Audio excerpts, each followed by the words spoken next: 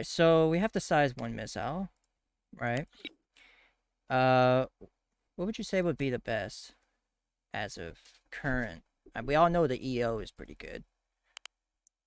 Um, and then you have the command, which is directional via your ship, but when you get uh when you get radar I would start docked. with the explosive first. Explosives is going to determine the use case of these missiles.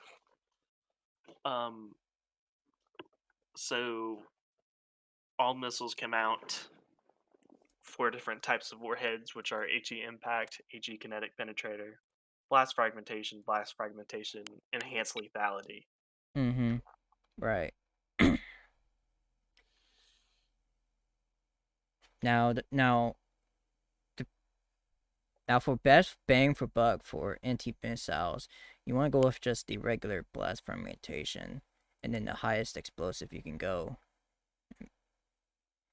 And then I prefer to use the direct guidance, um, just because you're not shooting around any rocks or anything. You're not even controlling it when it shoots out because it's pretty much automatic. So there's no point in adding 2 points to something that's just going to be automatically shot. Yeah, there's no point in using cruise guidance. You're going to be wasting points. There's no point in using terminal maneuvers because that's going to make your missile have a higher chance of not intercepting the missile it's supposed to intercept. It's going to try and dodge the missile it's trying to attack. Exactly. Now I was And minimum angle to help lead its shot and intercept. Don't use free approach. yes, most definitely, and I would say the hot would be the best too because you want those to get out as fast as they can too. Indeed. The missiles aren't going to suffer from not from hot launches because with a hot launch they are coming out accelerating, and these missiles don't need to orientate to target You know, um, because of as their well because of because their area of blast too.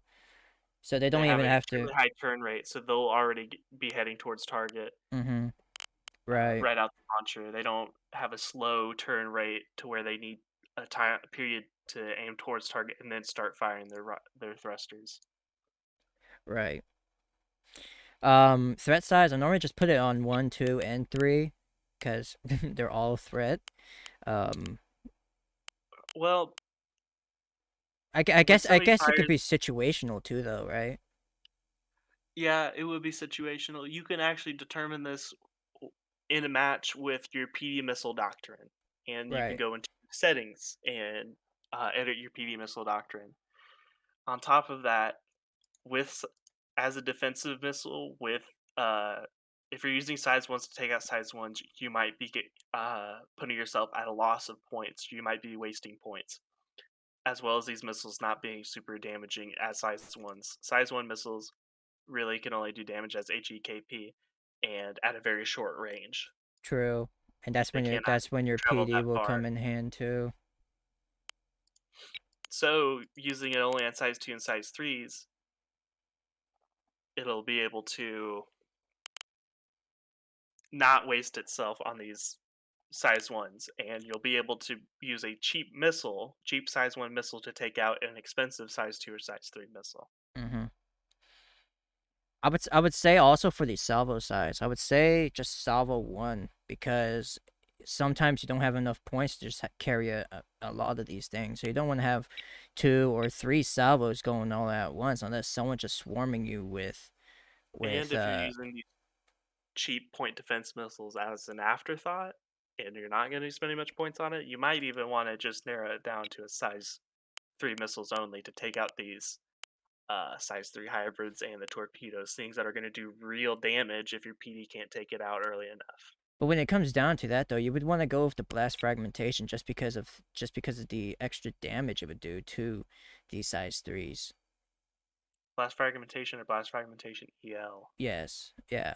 Because both of those don't do damage to ships. You're only going to want to use those as in Yeah. intercept missile. Yeah, And versus the size 3, I would say the blast fragmentation EL is the best for those. But the blast fragmentation, just the regular one, would be the 2 and 3s.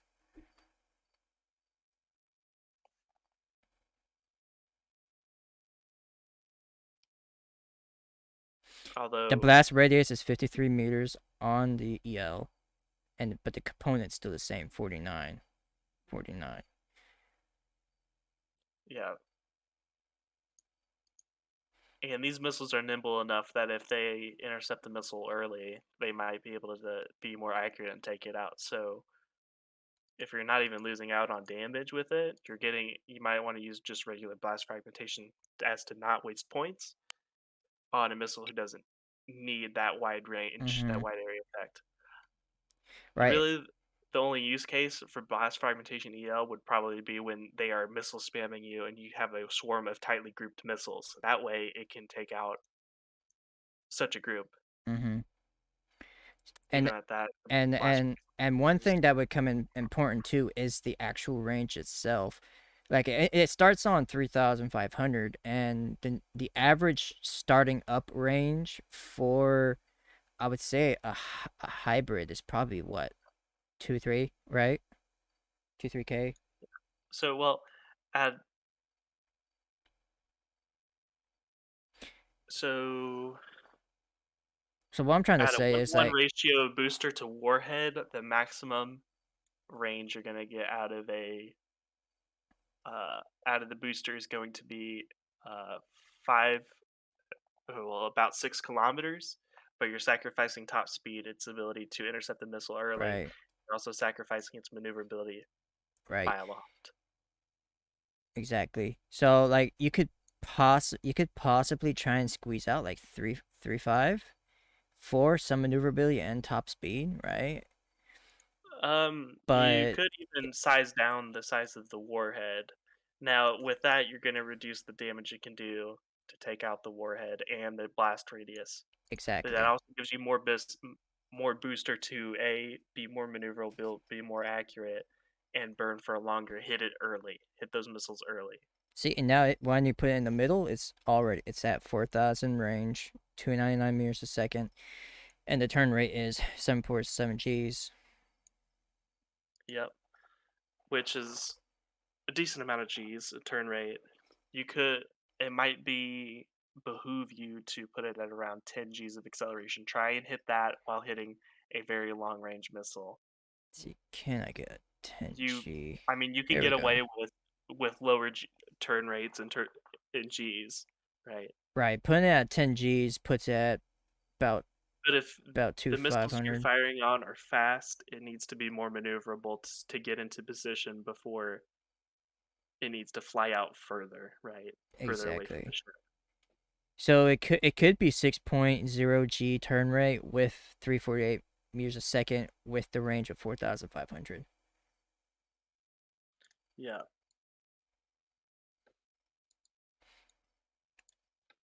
Now for the receivers, you got the command. The wakes, you can't use the wakes at all. I've sadly tried this, and it just flies past the missile. The Yeah. wakes don't even. Common sense would tell you wakes home on a missile, but No, that's not the case. no. You would think because of the thrusters on the missiles itself, but no, it just keeps flying straight. Um, so you have your missile set to defend, right? And they shoot it, but that's it. The ships automatically assume the incoming missiles are aggro, and so they shoot them for defense, but it doesn't do anything because it just flies straight. I was hoping you could, because that would just bring it down straight down to 1 point. It would make it so much easier to bring them along, but sadly that's not so. Um, I'm currently just using fixed radar though, but if you're jammed, of course that's gonna cause a problem. But so far I found that to be the best. Do you think there's anything else that you could probably use?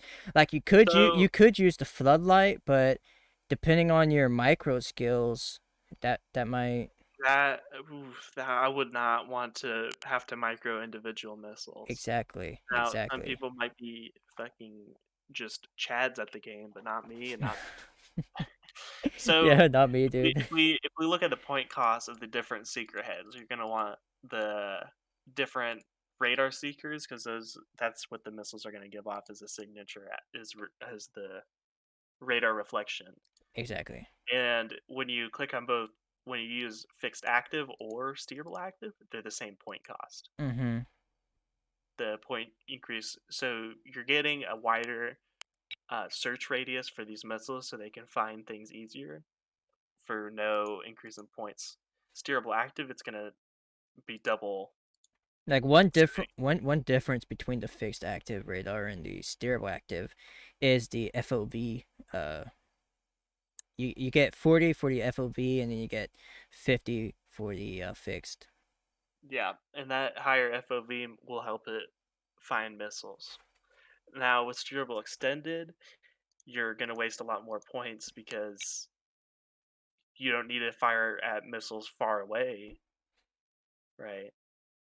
Those missiles are already coming towards you. They're already going to be coming within range. You need to just be able to find them and hit them. Yeah, and with already sacrificing damage for the range, your range is already 4,500, and the steerable activity, that's what 2,000 5,000. two. Steerable extended is 5,000. Steerable active is 2,000.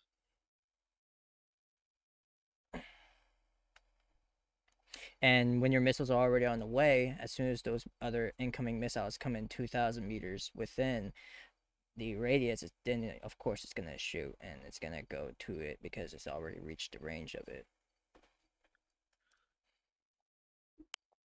Now I don't think the detect small targets affects anything. Do you think it affects anything? I do not think it affects anything when it comes I down to think you're going to defending. want to protect small targets on. So detect. Like I personally, I've Well, never clicked it. so you want. mm, I feel like you need that in order for it to want to target those size 2 and size 3 missiles, because anything below that size is technically a small target. And I guess it wouldn't hurt to have that option on. Anyways, just have it on anyways. Yeah, because there's no point increase to it. Electro optical seeker, I that's way too much money for a Yeah, PD missile. yeah, I no, would not want to do that. yeah, you'd be better off using it on a size 3 or a hypo missile. Fixed anti-radiation is still more expensive than the steerable extended active radar, which you're not going to use. Right. There would be technically a use case for this though, as a fixed anti-radiation seeker could. I'm not sure if this is true, but the boosted self-screening jammer missile component is a jammer, so I'm not entirely sure if this works. Probably gonna have to test this sometime later, True. but I've never thought about against it. it might work against missiles that jam point defenses because boost self-screening jammer jams the fire controls of smaller PD, and Mhm. that it jams the radars of point defense, making it harder for them to track. Mhm. So there might be a use case for this, despite it being kind of expensive to use. Right. It has validation reliability 94%. But that's if you're using it as a validator. You can't use Right. any sort of validator on a size one. Right. I guess And yeah, the jamming is point five. So I think there is possible chance it might help. A very slim though, but yeah, that is something that does need to be tested, it doesn't it? I think we should move on to the size twos now. Right. All right, so we got the SMG 200 Tempest, and then we have the hybrid. We'll start on the Tempest first off. Um, what do you personally This is what not the hybrid, but yeah. yeah what would you personally use the Tempest for? Like I normally use it for like weave maneuvers. Now I don't use missiles that much to be honest, but Right. these tempests have are very are can be uh, can be used in a lot of ways. That's the whole point of these modular missiles. They Mm-hmm. can be mid-range missiles. They can be cruise missiles. They don't have capabilities of the hybrids, but they're not as expensive either. Exactly. Exactly. I would say you would use these mostly on lighter ships, so like Yeah, frigates and destroyers. these Um, are good middle of the road missiles. yeah, Good. exactly. And it's good for its price too. They're not too slow. They got Mm-hmm. decent range, decent damage, and you can 9,000 throw range a is lot of all you them. need, and it already has you on that on the balanced. On the engine configuration, it already starts you off with 9,000 range, which is perfect. Like I would say the max range you need is probably 10,000. Cause Yeah, your guns depend. Like if you're only using a light cruiser, your guns range is only 8,000, and so having that extra possible 2,000 meters will help a lot. Cause sometimes you can get caught up with an Axford that's just shooting you from 10,000 or whatever meters away, and your guns can't reach because he's 500 away when you can just shoot the missile. yeah. All right, and then yeah, to the hybrids, which are insane at the moment. Hybrids are crazy. Uh, there's all kinds of ways. Like there's four designs. There's one that's 18 points. There's one that's 13 points. There's one that's 19 points, and there's another one that's 16 points. And they're all effective, and it's crazy. So with the Tempest, right? Mm. Um, this one, what makes it well, moving up from the size ones, we now have the option to either use a validating seeker or a component which boosts different properties. And we can go through these later when we get to the size 3 hybrid because that's going to be the best use case. But Mm-hmm. we'll get through the screen later. It can hold either a seeker and a validator or a seeker and a component. It can be directed cruise, very middle of the road missile. It can be a jack of all trades, but it's a master of none. Uh, Exactly. moving up Exactly. to the size 3 maces. Size three. Okay, The size 3 maces, these are your torpedoes. They're going to be slow, you have short to range, you have to big peel them damage. in the Atalanta, the hybrid. Yep, but specifically the Pelem. The This is peel your them. torpedo. This is your high Mm-hmm. damage. If you can make a hit with these, these are gonna hurt. See, one thing. However, Go ahead. you have to hit them because these are so slow. You can't mount a whole lot on your ship. They're not gonna get. It's gonna be hard for them to get past PD, but you can do it. And Unless you just pull up point blank like everybody else and just launch them that yeah, way. but you have to get to point blank as a missile, Oh, as a ship. exactly. And you have to live too.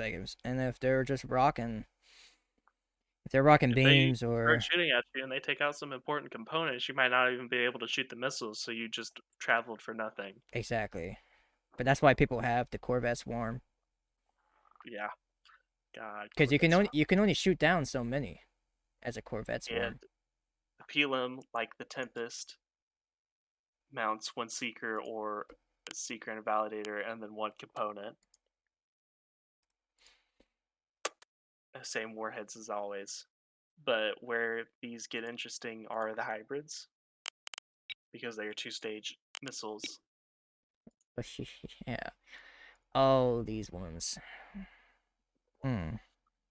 And I mean, these are the fun Oh, ones. These are yeah. the scary ones. These are the frustrating ones. These are Dude, the interesting ones. there is no PD from my experience. There's like no PD that can stop these. No matter how many Sarissas you have, no matter how many defenders, Well, rebounders, this stonewalls. this is where the Sarisas come into play because the high range. If these Sarisas can take these missiles out before they stage, But they've got two stages. The first stage is the cruise stage. It's going to be slow. It's kind of like a size 2 missile. It can go far, it can go slow, and it can cruise and get to its target and maneuver.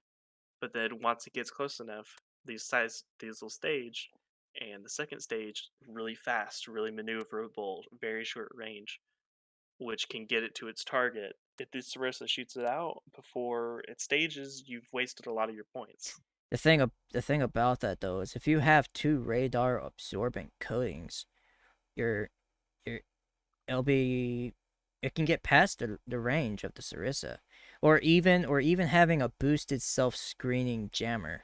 That alone will help as well. Just having two of those, it You jam granted it Sarissas. won't be stealth, huh? Yeah, it'll jam the Sarissas, so they'll Mm-hmm. be able to see it. But if they can't get an accurate lock on it, they won't. It'll be harder for them to shoot it down. Exactly. And then if you have the decoy launchers too. So far, I've only tested the decoys. I haven't tested the cluster, but it's pretty much just an upgrade from the decoy, and that too helps out with PD. Super expensive though, 30 points just for the cluster decoy. Yep. And moving specifically to the size 3 hybrid, this is the most capable missile, the most configurable missile. It is can be specialized more than any other missile because it has so much room for components. It's got the room for a seeker, validator, and a uh, component, or it can have two components together and a seeker on top of that, while being a hybrid missile with two stages. Mm-hmm. I've noticed myself always using like fixed anti-radiation seeker with the wake as a secondary, because once the if when they jam the fixed anti-radiation, I think they can jam the anti-radiation, right? Can't they? Or is it? Fixed anti-radiation, Yeah. so it can't be jammed. Its use case is against things that already jam. It seeks onto jamming signals. Oh So it doesn't yeah. look for radar returns, it looks for a radar source that's jamming. So Right. when you fire a blanket or a hang up at it, or the missile that it's coming from and it gets caught, it is going to look at that and be like, huh, that's jamming. It's on a ship. Go towards the ship. So you can't jam it. Chaff isn't going to spoof it because Chaff isn't trying to jam it. Chaff is just a radar return. It's not sending out radar's beams and getting them reflected at it. Mm-hmm. Um, and it is a good validator because it's so cheap as a validator. It's 4 as a seeker and 0.5 as a validator. Mm-hmm. Wake as a validator is actually more expensive. It's 10 times more expensive, right? When you use Wake as a seeker, it's only a quarter of a point. Wake as a validator, 2.5 points. Right. Now, Wake is okay as a validator because it'll be able to discern between chaff and ships, because if a ship's moving, it'll see a chaff come out if you're using a radiation seeker and a Wake validator. It, the And it radiation seeker will lock onto the ship or the chaff, and then the validator is going to see both of those and be like, the ship has a wake, the chaff doesn't have a wake. Let's go towards the ship. that makes it pretty much for It's still cheap though as a 2.5. validator. So that's 6.5 validation. However, this still can't be spoofed because if I'm fairly certain, because I've tried this, and it seems for me at least that if a ship is using both chaff and flare, both will shoot out, and that chaff will now have a wake signal, that thermal signal, and it'll seek onto that and be spoofed. Hmm. So all of this can be for naught. Right. And then you do have the fixed semi-active radar seeker, but again, you will have to use a floodlight for that. Illuminator. Yes. So it And is as a seeker. 0 points cost as a seeker and 0.5 as a validator, which is okay. mhm. But you are going to end up spending that points on some sort of illuminator, either spotlight or floodlight. That isn't so bad, however, because if you're spending your points on it, that frees up points to be on missiles, because it's going to multiply if you have an expensive seeker, whereas you can only have one floodlight and then a lot of missiles with no cost in terms of the validator, or in terms of the seeker at least, right? Mm-hmm. So you're cutting down on the overall cost of your missile swarm. Um, and on top of that, Now we have the it's EO, semi-active. the electric optical seeker. One thing I don't like about it is like while we're using it is there's a dead ship right next to you. It can't distinguish between dead and alive ships. And so there's a high probability that it's gonna hit that dead ship that's right next to you instead of the ship it's targeting. Well, that depends on the amount of intelligence you have on these ships. Mm-hmm. The higher the intelligence, the harder it's going to be to spoof. So you're going to want, in order to run these, you either need somebody on your team with an intelligence center, a Citadel CIC, because those are going to, an intelligence center does 15 points of intelligence effort, and that Citadel does 4 points of intelligence effort, and then Analysis ANX boosts that by about 30%. So so intelligence effort is basically working over time, and these modifiers are going to increase the speed at which they identify ships, Mm-hmm. the name, the class, uh, different stuff like that. Yeah, So and EO works well with some kind of intel fleet too, scouts, right? That, well, not necessarily scouts because they can't put this kind of intelligence centers on them.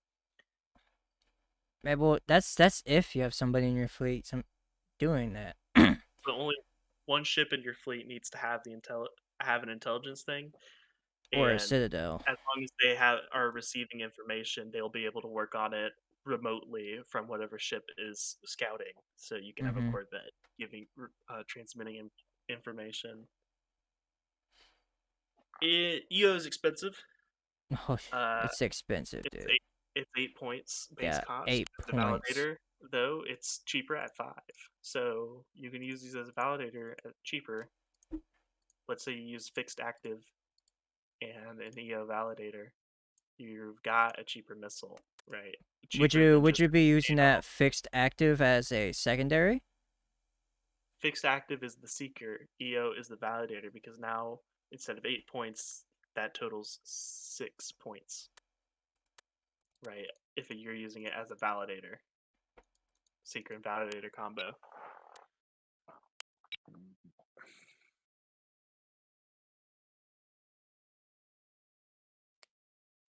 Okay. Command receiver. Um, That one's kind of hit or miss, really. I think, because if you get jammed, it's kind of done for unless it has what another Jamming doesn't prevent you from transmitting information. So true. with a command receiver, if your ship gets jammed, that's not bad. However, if it loses its radios, its comms, or power, it loses the ability to power its comms, stuff like that, then it will um, lose track. Okay, so what about then a EO and command uh, bond and mix? Oof, Grant, that that would probably be be that one of would the be most expensive, hardest to spoof and such. right? So with this one, With just stock HE kinetic penetrator or HE is ridiculous with the because just the amount like it has 80 centimeters of pen and penetration on yeah HE. and it causes fires on your ship which slows down your DC cruise, right? And then if you have a cruise guidance, which is 2 points, right? And then I don't know, would you say a radar absorbent coating or would you say a boosted? No, let's just go with expensive. Boosted. There you go. A boosted command and EO. Now we're at 41 points with 80 centimeters of armor pen. Component's health is 2,160 and the blast angle is So 70 degree. that is a lot of points to spend on one missile. True, but these would be more towards the end of the fight or taking out the Axfords and battleships that you always see. And you would don't you So you would only need a couple of these, right? Wouldn't you? Or a mix of yeah, kinetic and but HP, HE? however, if their PD is better than your missile, you're gonna end up losing all of those points in a fight. Mm-hmm. Which, I mean, I don't know about you, but losing a 40-point missile is not fun. You can, you Spending can all you, that points and it all be for nothing. for the second phase, you can go straight top speed, 1,000 meters a second, a And thousand. that's Like what? and you can benefit really well from HEKP specifically because you'll get look at that 700 centimeters of penetration. The only Good. problem with that is it would be overpinning Yeah, with and it that. wouldn't stop it on any certain part of the component of the ship and explode. So You'd go right. so exactly, you could like bring down the fuse all the way down to size 1, but you're still getting a 315 centimeters of pin all the way down to size 1, and then you can have it at top speed, and your range is still 6,000. Yeah, the 9-to-1 ratio, you're still getting a lot of penetration. Yeah, and then like if you just But bring it all the way down to burn duration, dude, that's 13,000 meters. And then it hits boost phase. Dude, that's ridiculous. 13,000 meters. Could you imagine that? It's already in booster phase. Granted, it's gonna be slow, 550, but what would you say most common range distances for Intel? Wouldn't you say it's like 12K, right? 12, 11K for basic what Intel? exactly do you mean? Like, Like, well, Intel works off of tracks. So if somebody else has a track and your Intel's going to work on it, well, if one of your ships has a track, your Intel's going to work on it. So you don't even range really isn't an issue. It's just whether or not you have the track to get Intel working on it or not. yeah, I'm meaning when the ship first appears, right? And you can see the ship first. And once you get that first launch off, depending on how far it is, you could get it to kill, right? Like Yeah. you can have the range at 10K, almost 11K, and you still almost have 900. See if I can get like, all right, so boom, 10,000 for 884 meters a second. 10K range. Like I don't even how far is the Sarissa's range, but this with the Sarissa even see it first because you'll have boosted self screening or radar absorbent coating, either or, Double and radars are it's really good. Makes it very hard to see. Double harden's good. It makes it super durable. Decoy launcher is good because once it stages and fires out those things, if it has multiple PD turrets, it's going to take them a while to discern the missile that's going to do damage. By that time, the missile might already impacted. right. All these components are good except for like fast startup module. Don't use that. You don't want your missile to explode before it launches. You have other options as to increasing your programming time of your missile. Programming time is the delay between you selecting a missile course or target and then the missile launching. Let's see here. Cold gas bottle increases the ability to eject from, well, increases the rate at which it ejects from the cell and orients itself to its course and then starts on its Yeah, path. the boost phase helps when it of course hits the boost phase. Uh, it's pretty straightforward, really. Yep. It helps with the turn rate and the strafe. So if you're having special moves, like yeah, let's talk about the maneuvers. If you have a corkscrew on this thing, No, so wait, are you sure that's how it works? Because I thought it was only when it comes out of the cell. It doesn't. It's not when it stages. I believe that's when it like hits the second stage, the boost phase of the actual missile itself. At from Because let's look at the terminology here. It says about bottle of highly compressed cold gas to supplement the ejection charge for a cold launched missile. So it's a cold launch. So when it comes out the cell, that's the terminology it's using here. Increases the maneuverability of a missile during the thruster push off in initial boost phases of flight. Initial. So it's when it Okay. first fires its engines. Oh, okay. I always thought that was towards the end. Oh, it's good to No, know. That's good to it would be know. nice if there was like a thing that made the terminal maneuver way better, but Right. I think it might be a little bit open. Because you also have the fast startup module too, though. The programming time, failure rate.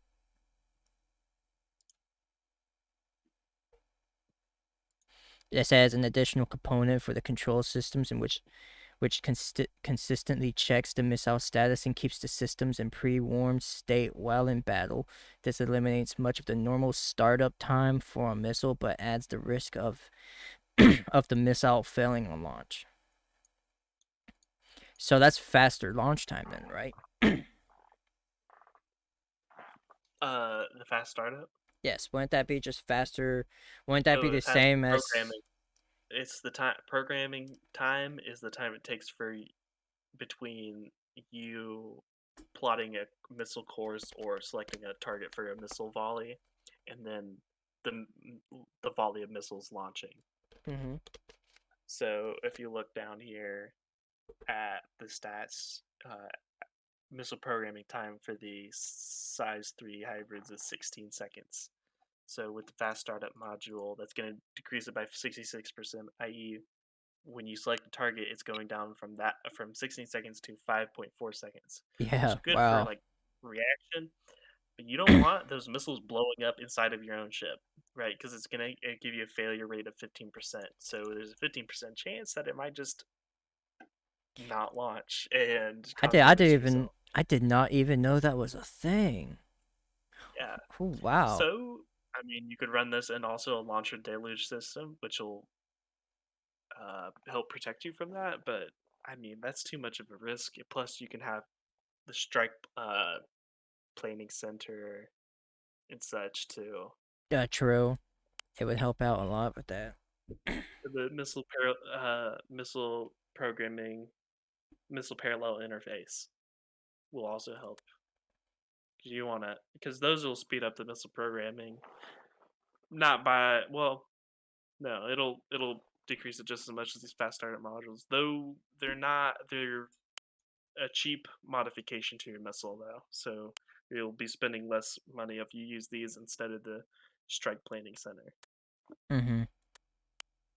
But you're also paying those points for them to possibly blow up inside of your ship. Mm-hmm. So it's up to you, man.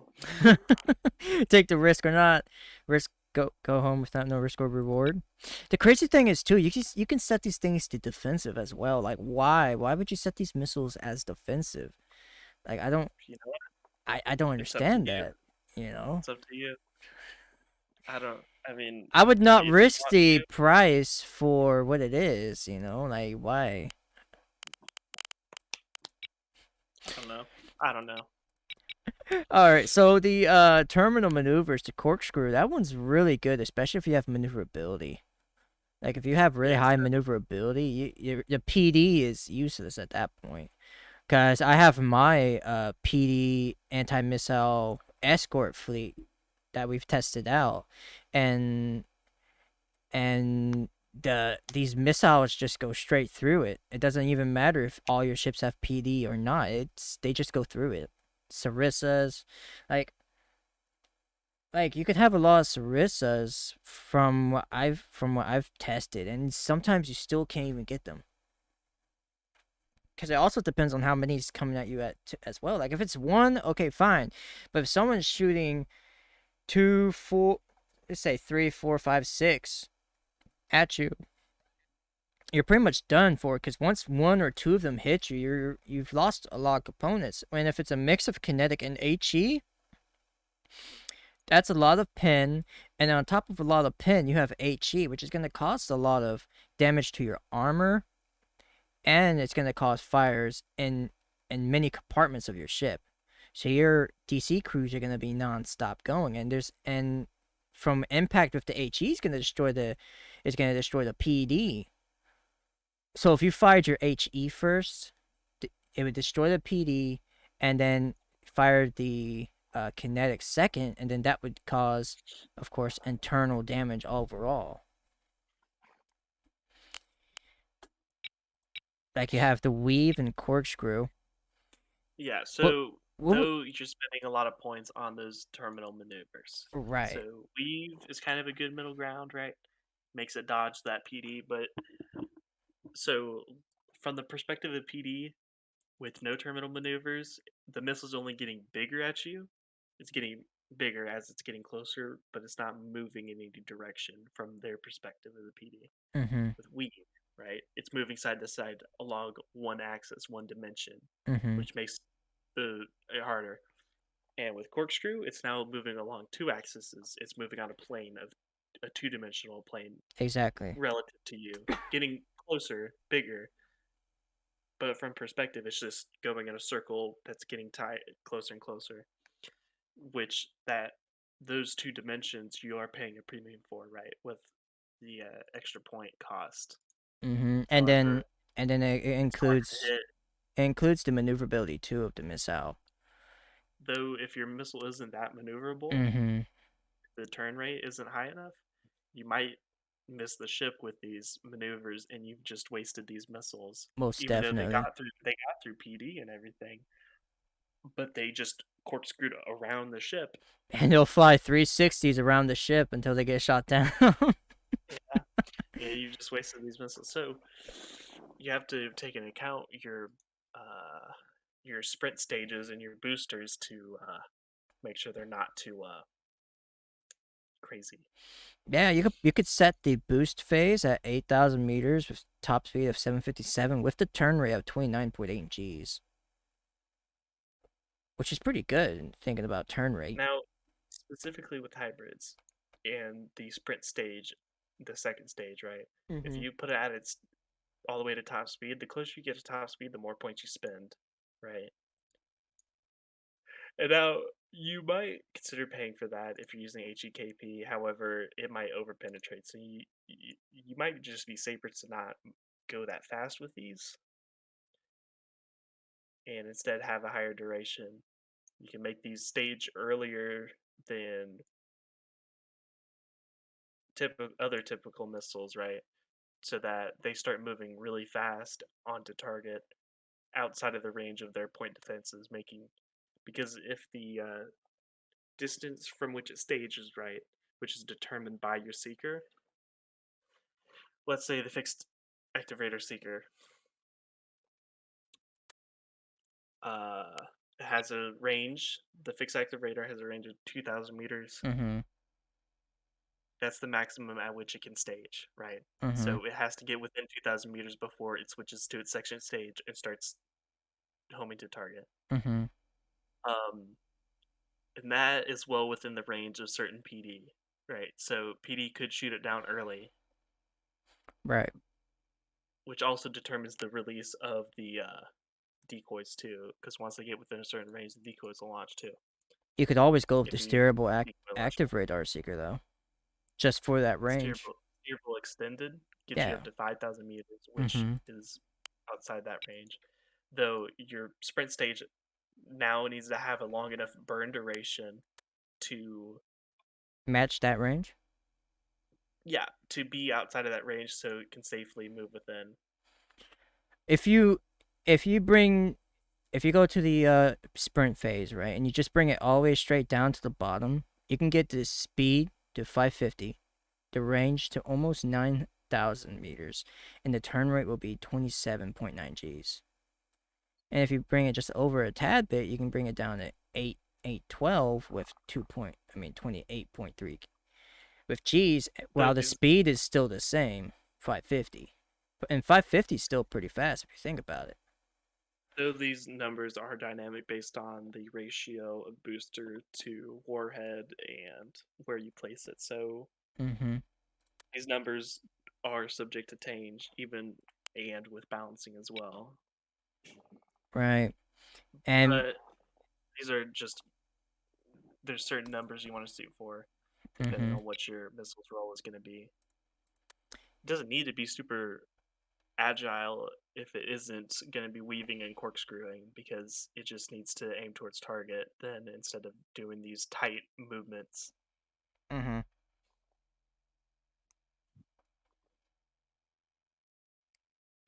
You want to move to the compartments and the, Yeah. Yeah. Yeah. So yeah. I believe So we you have just horse to the that already, and then some. so we have the blah blah. We have the CLS3 launcher. So this is I believe they changed out the what was it? Was that it was kind of like a vertical launch. You know, it shot out sideways and then it shot straight. But they changed that out for these angled ones, which kind of remind me of the Russian battleships. Um, I mean, lots of ships use these canted launchers. The use case for these is going to be straight shots. if you're good at changing the heading of your ship or just beelining your ship towards a target, Mm-hmm. and combine these with a hot launch guidance system, they will come more or less straight out and they'll just arc a little bit towards target. Now, if you're using cold launch, these kind of are useless because they'll still come out, float into space a little bit, orient to target, and then burn. Exactly. That's why you Which have. That's why you these have the these ones are that. Yeah, go ahead. the verticals instead of the cantons. Yes. Mm-hmm. Mm-hmm. The vertical ones are, of course, for the cold launch, and yeah, the cantids are for the hot launch. Uh, sadly, their cell capacity is only 6, but thinking about how much they cost per missile, right? So I did not save that missile design, so rip in peace. So these cell sizes for the CLS3, VLS2, and VLS3, they do increase in size depending on the mount. There is a bare Mm-hmm. minimum, which is 6, right, for the VLS, and Uh, 24 for VLS3 and CLS3. The minimum is 6. And VLS2, I think, is the minimum is 24. And easily increase in size up to like, I think on an Solomon's class 5 mounts, the VLS isn't it like 2 64? can get up. It's like 80 something. 80? Is it 80? I believe so. Let me check. Yeah, I don't use Solomon that much to be frank. So the biggest So, one for which one? The VLS? so on a class 5 mount, Oh yeah, VLS2, it's 80. 80 cells, and the Wow. VLS3 is 20 cells. So it goes up from 6 to 20. And then on a class 4 mount, it goes up from 6 to 16 cells for VLS3 or CLS3. These both are the same capacity, and 64 cells on a VLS2 for a class 4 mount. Yeah, it's insane, dude. Just thinking about having 20 size 3s just coming So, my way, that would be ridiculous. so if you're using a Solomon fire missiles, you've already spent considerable amount of points on just the Solomon alone, leaving you with less points to spend on missiles. So Y- understand points, I guess, is what I'm trying to Yeah, say. and with the common number being 3K, it would be hard, right? Because the Solomon alone by itself with nothing, it's what it's how though, much? though, 1,000 points, 1,000 points. right, a heavy cruiser sports similar mounts to the Solomon in size. The It Axford. has one, yep, the Axford has one class 5 mount and two class 4 mounts, Mm-hmm. though not the raw number of mounts, though it has the ample room for a shitload of missiles, while still, Right. I mean, like, there's no other way to say it. While only, let me look at the points cost. While only being 600 points as opposed to the 400 extra points of a Solomon. So you Right. could heavy cruiser. I've seen it done before, and it, I mean, worked pretty well for them. I was sunk pretty quick when I went up against a missile Axford. So there must be something to it. Right. And the standard is the light cruiser. You know, Yeah, that's the standard for when it the comes down maneuverable, the to conditional. metas. When it comes down straight to the metas, it's the light cruiser. It has speed. It has maneuverability if you put a whiplash and a dragonfly on it. And let's look at the whole properties real quick. So with a Vauxhall, their special modifiers, they have two extra program channels for missiles. So now they can fire 3 missiles simultaneously. So depending on the programming speed, it'll program 3 missiles simultaneously and launch those 3 missiles in a single volley before having to program the next volley of 3. Hmm. Axford has another +2 programming channels. And those are the only that and the Reigns has a +1. So the Reigns, the Vauxhall, and the Axford all have extra programming channels as a base. So you're getting that essentially for free. You are paying for the ship and points, but that's gravy. That's extra Yeah, that you're getting. Reigns are so cheap.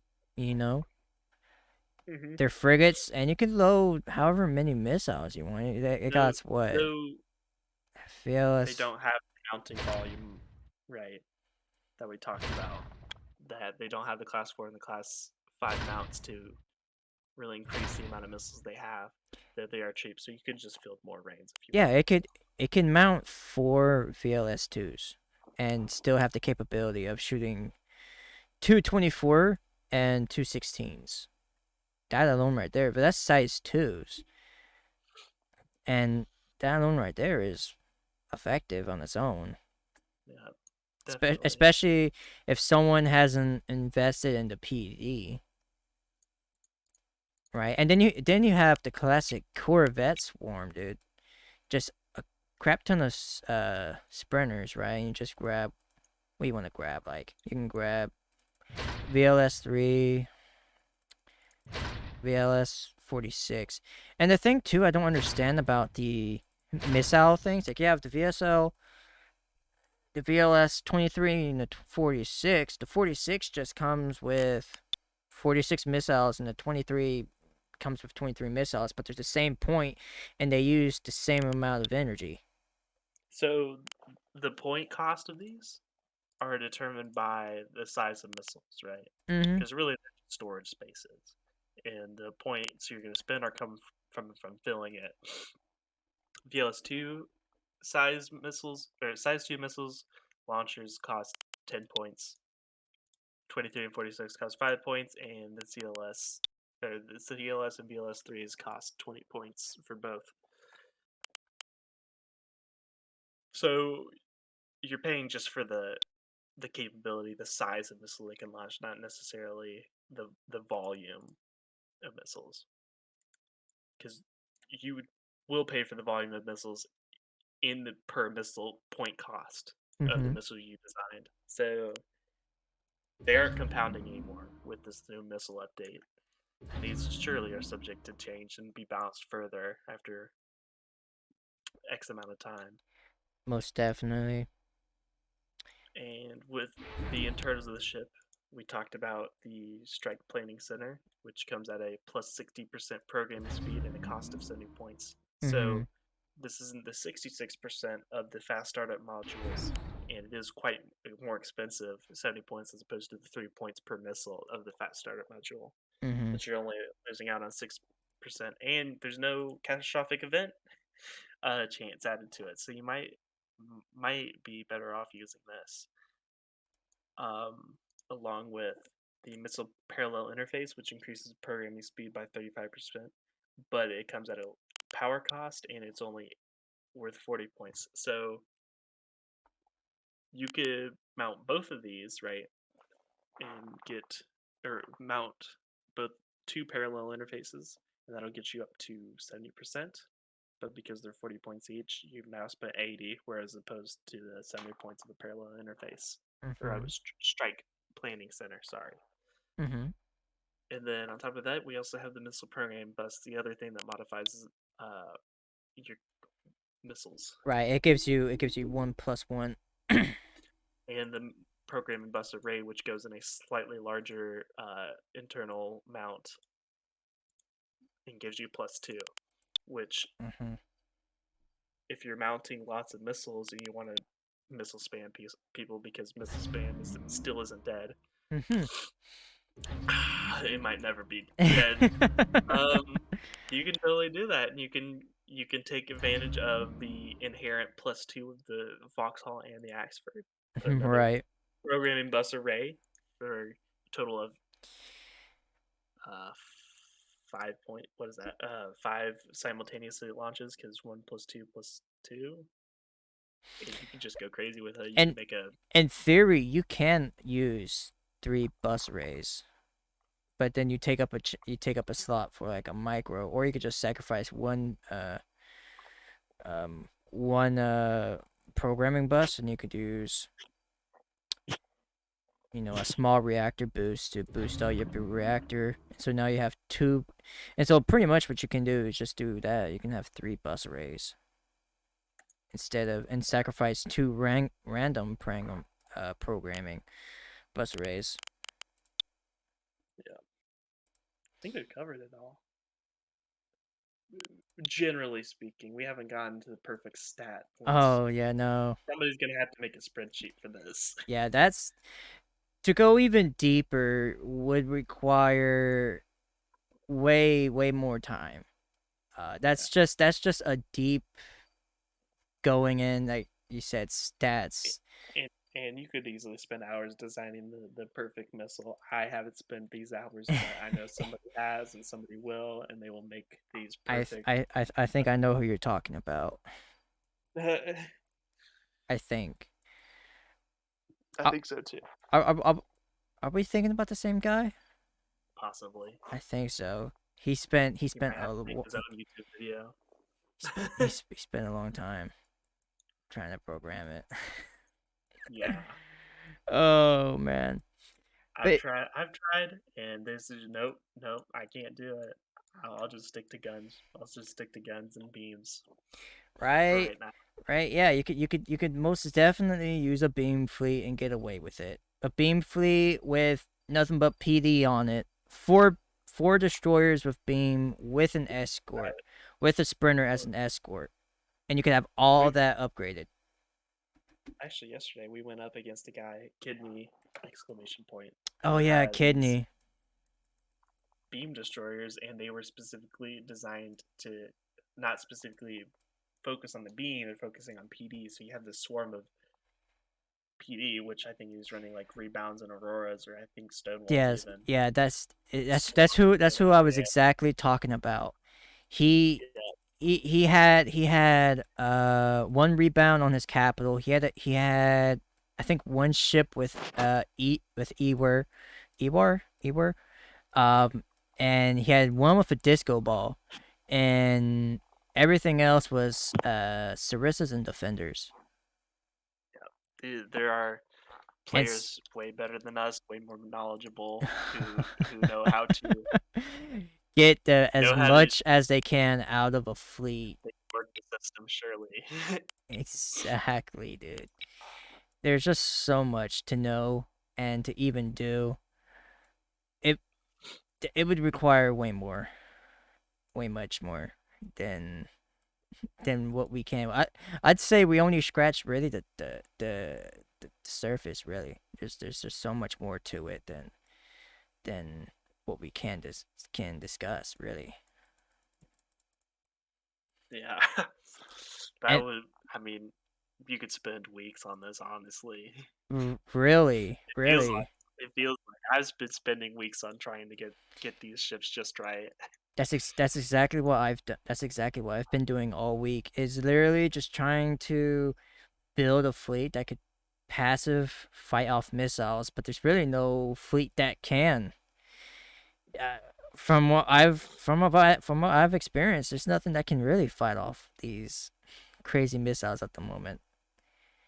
I I think I think I think PD just needs to be unnerfed or a little bit better. Because when they nerfed it, that's oof. That's when Well, they did buff PD when this came out. They did, really. Which PD did they buff?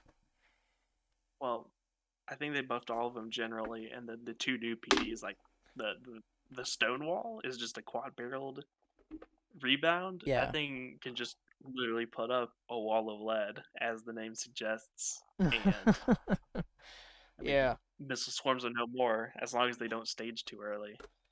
And it comes down to that stage phase. How far do you have that stage phase out? Like, let's see, a stone. What's the range of a Stonewall? A Stonewall's range. Let's see here. Auto loading, reload, traversing limits. Doesn't really say, does it? 52 meters at yeah, it can hit within 52 meters of a target at 1 kilometer base. So I don't think it's 1 kilometer range though. I think it's like 2 kilometers that'll start shooting at something. Whether or not that hits is up to itself. Right, and that Random depends on even if you chance the have bullet it. goes in the right place. And Yeah, with a but hybrid that's not even focused on range though, if it's true that it's only 2K, and with it just being straight on maneuverability or top speed, like it's still way over 2 kilometers. yeah. Like it might take out size twos, cause size two is what? Let's see, that's size two. So Aurora is really after missile stage. Not much can is fast enough to take it out besides an Aurora, because the Aurora is extremely accurate and has really good tracking on it. So Yeah, 1.5 to that's the 3K. Sarissa, what was that? Yeah, 3 to 6 kilometers. See, that's what you would have to use.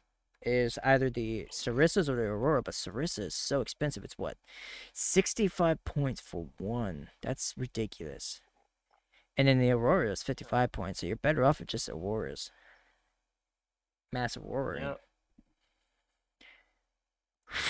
Lasers Oh man. go. Well, But so on well man, thank you for helping me out with this discussion.